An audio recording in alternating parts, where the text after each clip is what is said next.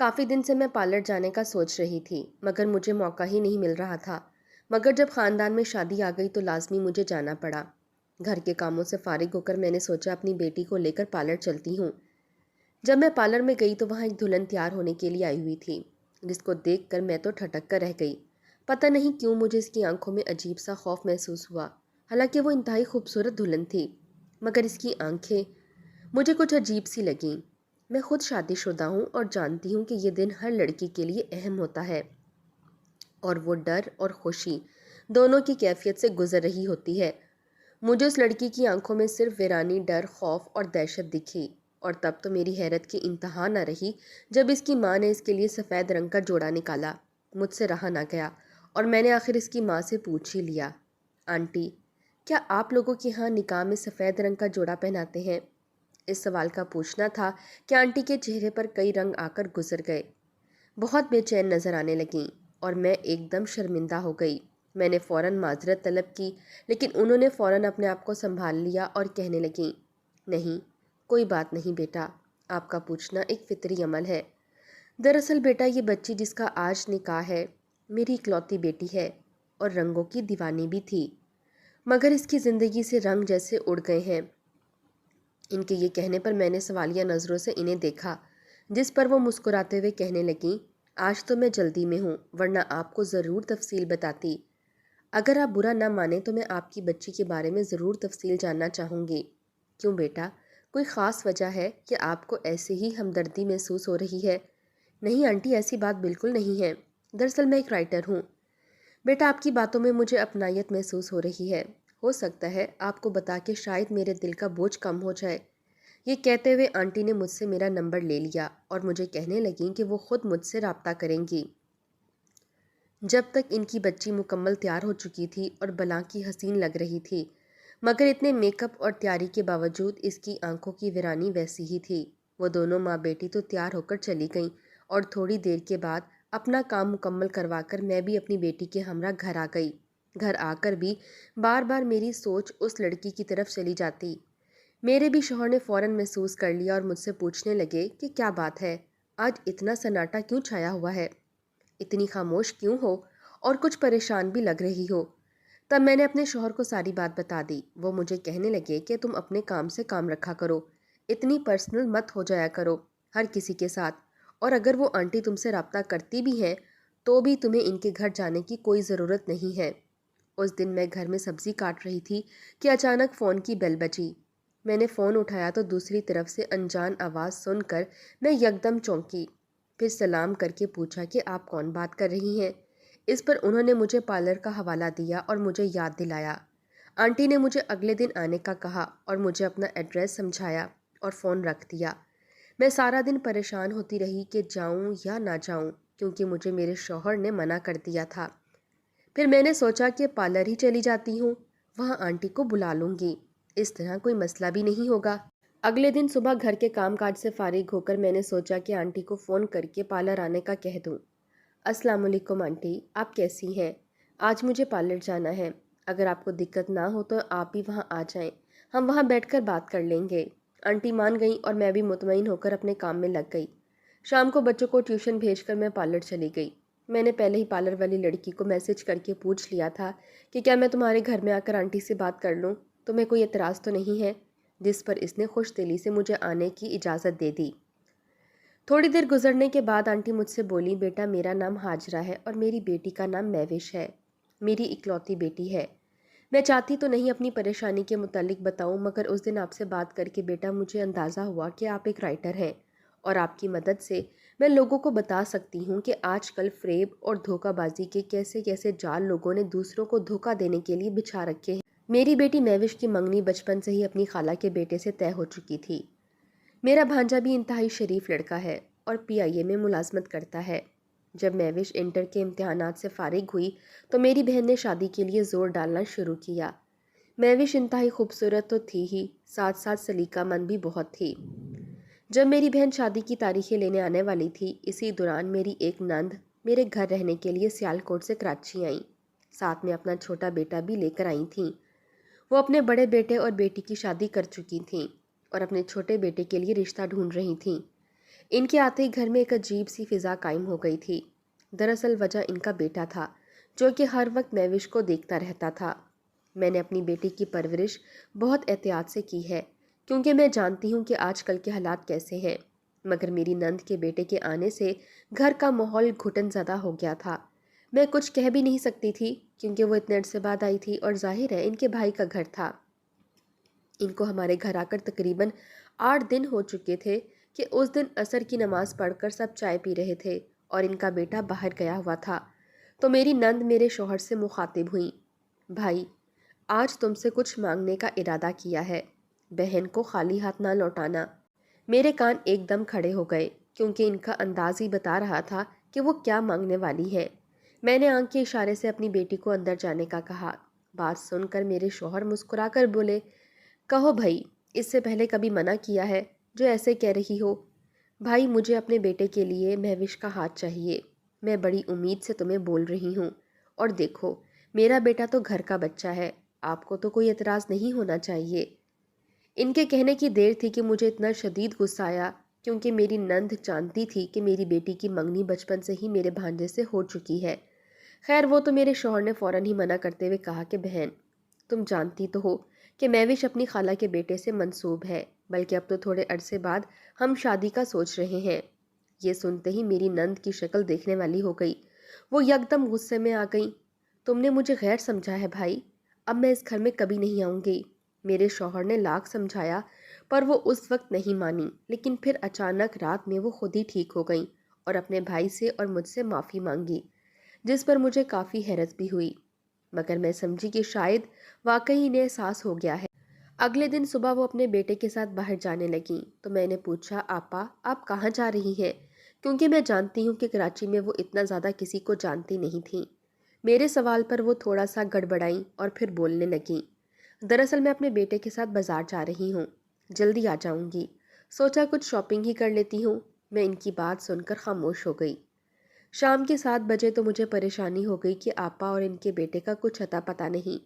میرے شوہر بھی بہت پریشان ہو رہے تھے۔ ابھی ہم ان کا تذکرہ کر ہی رہے تھے کہ اچانک دونوں ماں بیٹا آ گئے، مگر جیسے ہی انہوں نے گھر میں قدم رکھا میں چونک گئی، کیونکہ سارے دن کی خریداری کے باوجود جو ان کے تھیلے سے نکلا وہ دیکھ کر تو میرے رونگٹے کھڑے ہوئے۔ وہ تھیلے میں بلی کے کالے بچے لائی تھیں۔ میں نے کہا، آپا یہ کیا ہے؟ کہنے لگی، ارے کیا بتاؤں، تمہارے کراچی شہر میں تو لٹیرے بہت ہی مہنگی چیزیں دیتے ہیں، اب میں یہاں سے کیا خریدتی، مجھے تو کوئی سمجھ ہی نہیں آیا، اس لیے میں واپس آ رہی تھی۔ پھر مجھے اچانک بیچارے بلی کے بچے بھوکے نظر آئے تو میں انہیں گھر میں اٹھا لائی ہوں۔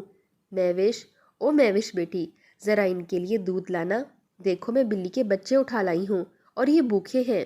مہوش بھی یکدم بھاگ کے آئی، مگر جیسے ہی مہوش نے بلی کے بچوں کو دیکھا اس کو چکر آ گیا اور وہ بری طرح سے گر کر بے ہوش ہو گئی۔ میں تو اپنی بیٹی کو یوں دیکھ کر یکدم پریشان ہو گئی۔ آپا بالکل نارمل کھڑی رہیں جیسے انہیں مہوش کے گرنے کا یقین تھا۔ میرے تو ہاتھ پاؤں پھول گئے، سمجھ نہیں آ رہا تھا کہ کیا کروں۔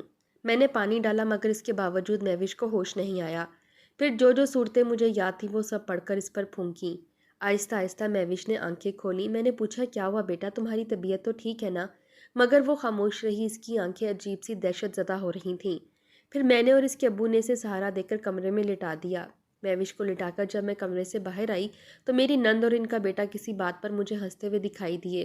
مجھے بہت غصہ آیا کہ ایک تو بچی کو پوچھا بھی نہیں اور اب یہاں بیٹھ کر دونوں ہنسی مذاق کر رہے ہیں، مگر میں خاموش رہی۔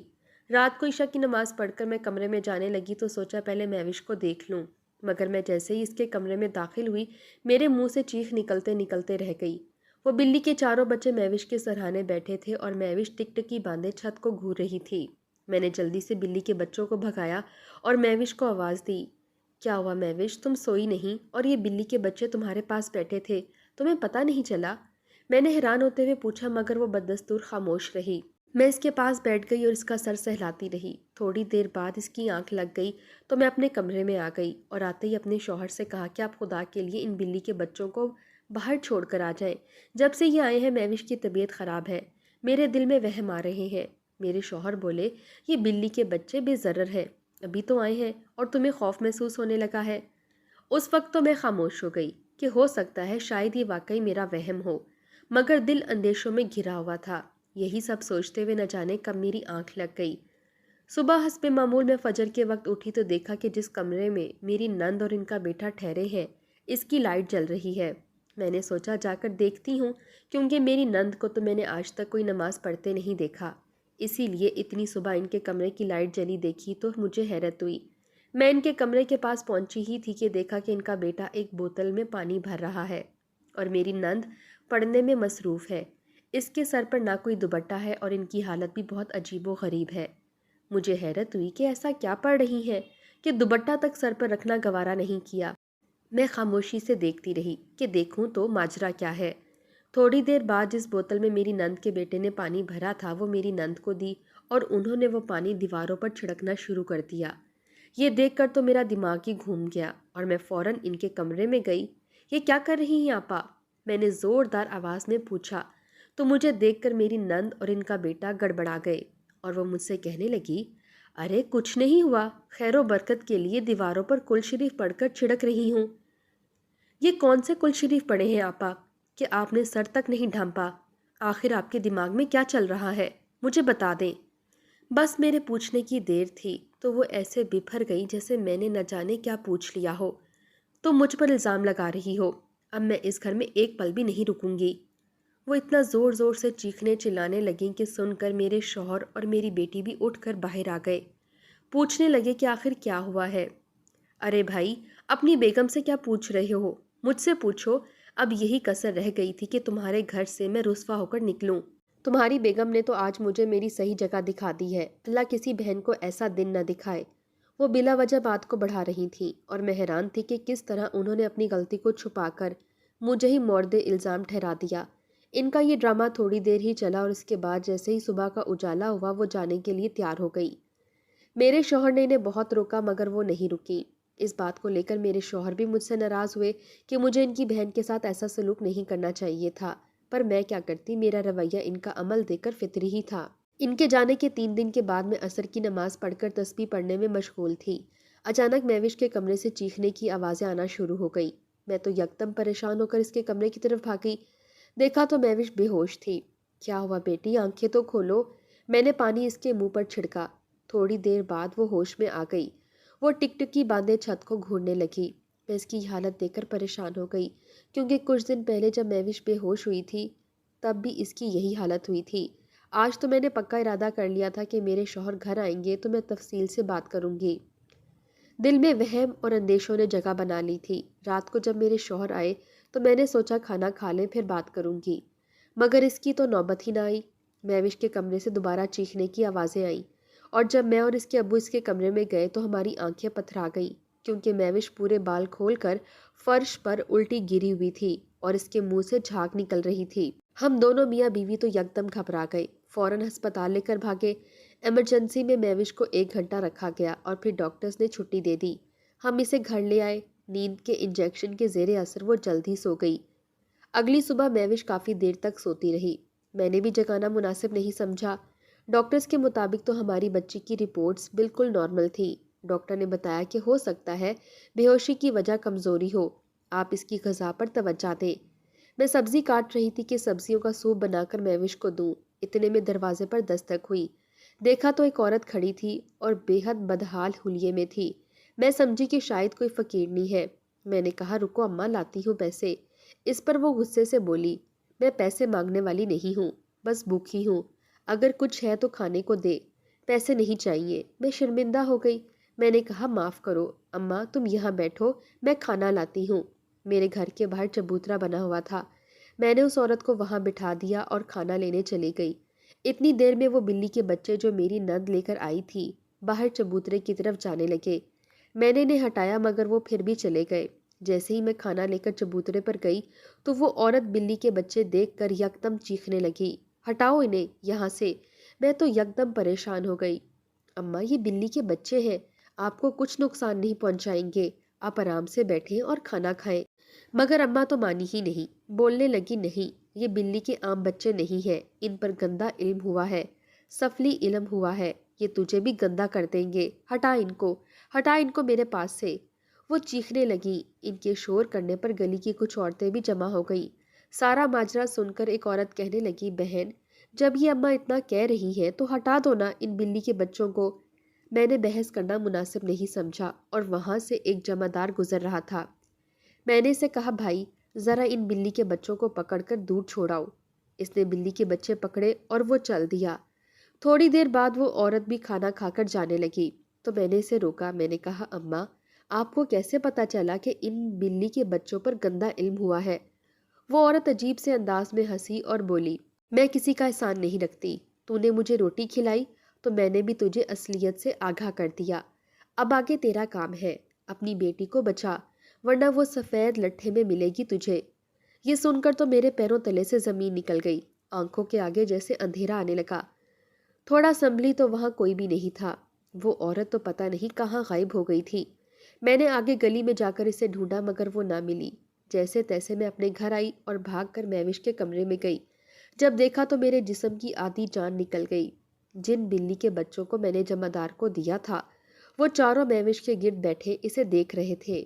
یہ منظر دیکھ کر تو میں بے ہوش ہو گئی۔ جب مجھے ہوش آیا تو مہوش کے ابو کو اپنے سرہانے پایا۔ میں نے فوراً مہوش کا پوچھا، وہ دیوانوں کی طرح بھاگ کر اس کے کمرے میں گئی۔ دیکھا تو وہ ٹکٹکی باندھے چھت کو گھور رہی تھی۔ اس کی حالت دیکھ کر میں تو پھوٹ پھوٹ کر رونے لگی۔ میرے شوہر بھی آ گئے، مجھے بےحد پریشان لگ رہے تھے۔ کہنے لگے کہ کیا ماجرا ہے، بتاؤ تو صحیح، تم لوگوں کی یہ حالت دیکھ کر تو میرا تو دل ڈوبا جا رہا ہے۔ وہ یکدم بیٹھ گئے۔ میں نے اپنے آپ کو سنبھالا، اس عورت کے آنے سے لے کر بلی کے بچوں کو چھڑوانے تک پوری تفصیل سنائی اور پھر یہ بھی بتایا کہ کس طرح میں نے بلی کے بچوں کو واپس دیکھا، اور جب میں نے دیکھا تو دیکھ کر میں بے ہوش ہو گئی۔ یہ سب سن کر وہ بھی بے چین نظر آنے لگے۔ بیگم مجھے کچھ سمجھ نہیں آ رہا، میں کیا کروں؟ میں تو کسی ایسے شخص کو بھی نہیں جانتا جسے ان سب چیزوں کا علم ہو۔ ایسا کرتا ہوں صبح امام صاحب سے ملاقات کر کے انہیں تفصیل بتاتا ہوں۔ ان کی یہ بات سن کر مجھے تھوڑی تسلی ہوئی۔ میں نے ہاں میں سر ہلا دیا۔ صبح جب فجر کی نماز پڑھنے میرے شوہر مسجد میں گئے تو میں نے بھی مصلی بچھا کر اپنے رب کے حضور سجدہ ریز ہو گئی اور رو رو کر دعائیں مانگنے لگی۔ میرے مالک، میں نے کبھی کسی کا برا نہیں چاہا، تو سب حال جانتا ہے، اپنا رحم کر میرے مولا، میری بچی کو نظر بد اور بری بلا سے محفوظ رکھ۔ دعا مانگ کر مجھے بہت سکون ملا۔ اب بے چینی سے میں اپنے شوہر کا انتظار کرنے لگی کہ دیکھوں مولوی صاحب نے کیا کہا۔ تھوڑی دیر بعد دروازے پر دستک ہوئی۔ میں نے جا کر دیکھا تو میرے شوہر امام صاحب کے ساتھ آئے ہیں۔ امام صاحب نے جیسے ہی گھر میں قدم رکھا فوراً پیچھے پلٹے اور کچھ دیر باہر کھڑے ہو کر قرآنی آیات کا ورد کرتے رہے، پھر دوبارہ اندر داخل ہوئے۔ میرے شوہر نے انہیں پوری تفصیل بتا دی۔ امام صاحب میری بیٹی سے ملنا چاہ رہے تھے۔ میرے شوہر نے مجھے اشارہ کیا۔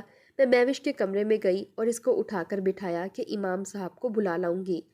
میرے شوہر امام صاحب کو لے کر مہوش کے کمرے کی طرف آئے مگر امام صاحب نے دروازے پر ہی رک کر اندر جانے سے منع کر دیا اور کہا بھائی معذرت، میں اندر نہیں جا سکتا۔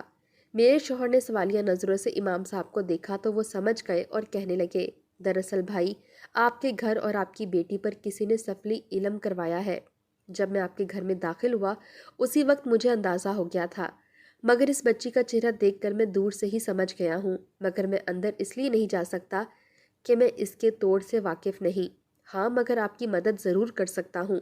میں ایک شاہ صاحب کو جانتا ہوں جو اس حوالے سے لوگوں کی فی سبیل اللہ مدد کرتے ہیں، آپ کو ان سے ضرور ملوا دوں گا، مگر دعا کریں کہ وہ راضی ہو جائیں کیونکہ آج کل ان کی طبیعت ناساز ہے اور وہ کسی سے ان سلسلوں میں مل بھی نہیں رہے، مگر میں اپنی پوری کوشش کروں گا۔ امام صاحب کے ان لفظوں سے ہم میاں بیوی کو تھوڑی ڈھارس ہوئی، مگر میرے ذہن میں یہ سوال ابھرا کہ یہ سب کس نے کروایا ہوگا، اور میرا سیدھا شک اپنی نند پر ہی گیا کیونکہ بلی کے بچے وہی ہمارے گھر میں لائی تھیں، اور ہو سکتا ہے کہ ہم نے مہوش کے رشتے کے لیے منع کیا تھا تو انہوں نے وہی دشمنی نکالی ہو، مگر کوئی اس حد تک بھی گر سکتا ہے، وہ بھی سگی بہن، سگی پھپھو۔ کوئی بہن یا کوئی پھپھو اپنے بھائی یا اس کی اولاد کو نقصان پہنچانے کا سوچ سکتی ہے؟ سوچ سوچ کر میری عقل حیران تھی کہ میری نند کس حد تک گر گئی۔ میرے دل سے بہت آہ نکلی مگر میں خاموش رہی، اپنے شوہر کے سامنے اس طرح کی کوئی بات نہ کی کہ ان کا دل خراب ہو۔ مہوش کی حالت دن بدن خراب ہوتی جا رہی تھی، سوکھ کے کانٹا ہو گئی تھی، کوئی بات نہیں کرتی تھی، بس صرف چھت کو گھورتی رہتی تھی یا زمین کو دیکھتی رہتی تھی۔ اس کی یہ حالت مجھ سے دیکھی نہیں جاتی تھی۔ اس دن میں عصر کی نماز پڑھ کر فارغ ہوئی تو دروازے پر دستک ہوئی۔ دیکھا تو شوہر کے ساتھ امام صاحب اور ایک نہایت ہی بزرگ شخصیت کھڑے ہوئے تھے۔ میں نے دروازے کی سائڈ پر ہو کر انہیں اندر آنے کی اجازت دی۔ انہوں نے باہر کھڑے ہو کر غور سے گھر کے دروازے کا معائنہ کیا اور پھر میرے شوہر سے مخاطب ہوئے، میاں کسی کو بلا کر لائیے اور یہاں کا فرش کھدوائیے۔ میرے شوہر برابر والوں کے بیٹے کو بلا کر لائے۔ وہ بیچارہ، اللہ اسے اچھا رکھے، سب سامان لے کر آیا اور فرش کھودنے لگا۔ ابھی تھوڑا ہی فرش کھودا تھا کہ اچانک بلی کے بچوں کی رونے کی آوازیں آنے لگیں۔ وہ بزرگ آواز سن کر جلال میں آ گئے، مگر بولے کچھ نہیں۔ دراصل امام صاحب نے ان کو مکمل تفصیل سے پہلے ہی آگاہ کر دیا تھا۔ تھوڑی ہی دیر گزری تھی کہ بلی کے بچے میری آنکھوں کے سامنے تڑپ تڑپ کر مر گئے۔ میں دم سادے یہ سب دیکھ رہی تھی کہ اتنی دیر میں کھدائی مکمل ہوئی، اور جو وہاں سے نکلا اسے دیکھ کر میں چکرا کر رہ گئی۔ کالے کپڑے میں ایک دلہن بنی گڑیا اور اس میں پیوست سوئیاں دیکھ کر تو میرے رونگٹے کھڑے ہو گئے۔ اچانک مجھے اس دن والی عورت کی بات یاد آ گئی، اپنی بچی کو بچا ورنہ وہ تجھے سفید لٹھے میں ملے گی۔ شاہ صاحب نے کپڑے اور گڑیا کو ہاتھ لگانے سے منع کیا اور جیب سے ماچس نکال کر کچھ پڑا اور پھر وہ کپڑا اور گڑیا جلا دی۔ جیسے ہی وہ گڑیا جلنا شروع ہوئی، گھر کے اندر سے مہوش کے چیخنے کی آواز آنا شروع ہو گئی۔ میں جیسے ہی اندر کی طرف جانے لگی، شاہ صاحب نے مجھے روک دیا اور کہا، خاتون آپ یہی رہیں اور بچی کے پاس ابھی مت جائیے۔ یہ کہہ کر وہ گھر کے اندر داخل ہوئے اور جس کمرے میں میری نند اور ان کا بیٹا ٹھہرے تھے وہاں چلے گئے۔ مہوش کے ابو بھی ان کے ساتھ گئے۔ شاہ صاحب نے ایک شیشہ منگوایا اور ہم سب کو دور بیٹھنے کا کہا۔ میں اور مہوش کے ابو دور بیٹھ گئے اور امام صاحب بھی ساتھ ہی بیٹھ گئے۔ شاہ صاحب نے کچھ پڑھنا شروع کیا اور تھوڑی دیر گزری تھی، اس شیشے میں میری نند اور اس کے بیٹے کا چہرہ نظر آیا اور فوراً غائب ہو گیا۔ میرے شوہر تو یہ سب دیکھ کر یکدم گھبرا گئے اور شاہ صاحب کی طرف سوالیہ نظروں سے دیکھنے لگے۔ شاہ صاحب بھی ان کی پریشانی سمجھ گئے اور بولے، میاں معذرت کے ساتھ، مگر تلخ حقیقت یہی ہے کہ جو چہرے آپ نے شیشے میں دیکھے، آپ کی پریشانی اور کالے علم کی وجہ یہی لوگ ہیں۔ انہی لوگوں نے آپ کے گھر اور بیٹی پر یہ جادو کروایا ہے۔ آپ کے گھر کی نازک صورتحال دیکھتے ہوئے مجھے یہ عمل کرنا پڑا، ورنہ عموماً میں یہ عمل نہیں کرتا، مگر جہاں مجھے لگتا ہے کہ بچاؤ ممکن نہیں وہاں کرنا پڑتا ہے۔ یہ محترمہ اب بھی سکون سے نہیں بیٹھی ہیں، ورنہ ان کا عکس عیاں نہیں ہوتا، اور اب ان کے عمل کی کاٹ ضروری ہے۔ اگر آپ کاٹ کروانا چاہتے ہیں تو جو ہدایت میں دے رہا ہوں اس پر فوراً عمل کریں، ورنہ اپنی اولاد سے ہاتھ دھو بیٹھیں گے۔ میرے شوہر تو یہ سن کر سکتے کی کیفیت میں آ گئے۔ انہیں بالکل یقین ہی نہیں آ رہا تھا کہ ان کی سگی بہن، ان کا اپنا خون، ان کے ساتھ اتنی گھناؤنی حرکت کر سکتی ہے۔ شاہ صاحب نے تھوڑی دیر کمرے میں قرآنی آیات کی تلاوت کی، پھر مجھ سے پانی منگوایا اور کہا کہ اس کمرے کا غسل کرے۔ میں نے وہ کمرہ پورا دھویا اور وہاں اگربتی جلا دی۔ اتنی دیر میں شاہ صاحب نے مجھے ایک تعویذ بنا کر دیا اور کہا، یہ بچی کے گلے میں ڈال دیں اور 3 دن بعد بچی کو لے کر میرے پاس آئیے گا۔ ان کی بات سن کر میں تعویذ لے کر مہوش کے کمرے میں آ گئی، جہاں وہ بے سدھ زمین پر پڑی ہوئی تھی۔ اپنی بچی کی حالت دیکھ کر میری تو آنکھیں برسنے لگیں اور اپنی نند کے لیے دل سے آہیں نکلیں۔ میں نے مہوش کو اٹھایا، اس کے بستر پر لٹایا اور تعویذ اس کے گلے میں پہنا دیا۔ اگلے 3 دن سکون سے گزرے، بس مہوش کی خاموشی نہیں ٹوٹی۔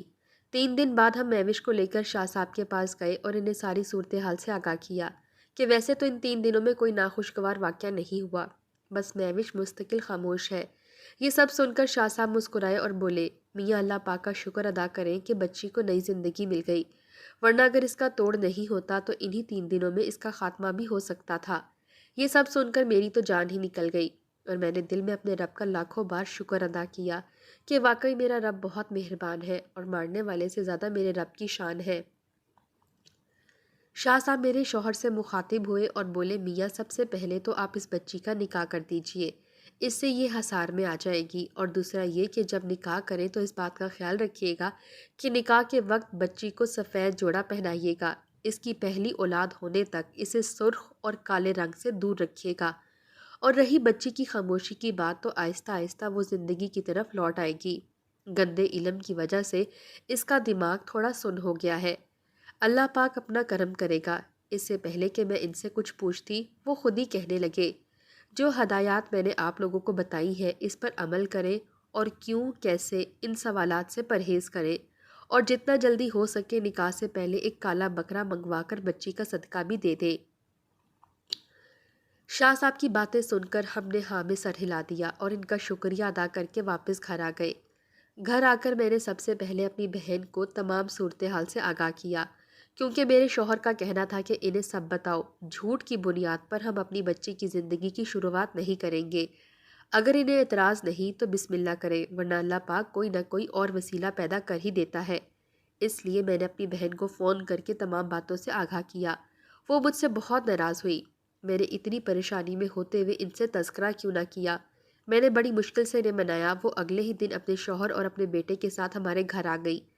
ہم نے نکاح کی تاریخ پکی کر دی۔ رخصتی 1 ماہ بعد رکھی گئی تھی۔ الحمدللہ اب میری بچی کی رخصتی بھی ہو گئی ہے اور وہ اپنے گھر میں خوش و خرم ہے۔ وہ خاتون اپنے آنسو پوچھتے ہوئے مسکرائی اور ان کے اندر کی ممتا دیکھ کر مجھے احساس ہوا کہ واقعی اولاد کا دکھ انسان کو اندر سے کتنا توڑ دیتا ہے۔ اللہ پاک سے دعا ہے کہ ہر ماں کی گود ٹھنڈی رہے۔ اللہ پاک ایسے گندے اور ناپاک عمل کرنے والوں سے محفوظ رکھے اور انہیں ہدایت دے، آمین۔ نہ جانے لوگ یہ کیوں بھول جاتے ہیں کہ مرنے کے بعد اپنے اللہ رب العزت کو منہ دکھانا ہے۔ ایسے لوگوں کے لیے تو نبی پاک صلی اللہ علیہ وآلہ وسلم نے اپنی شفاعت سے بھی انکار کیا ہے۔ اللہ پاک ہم سب کو اور ہماری اولادوں کو اپنی خاص حفظ و ایمان میں رکھے، آمین۔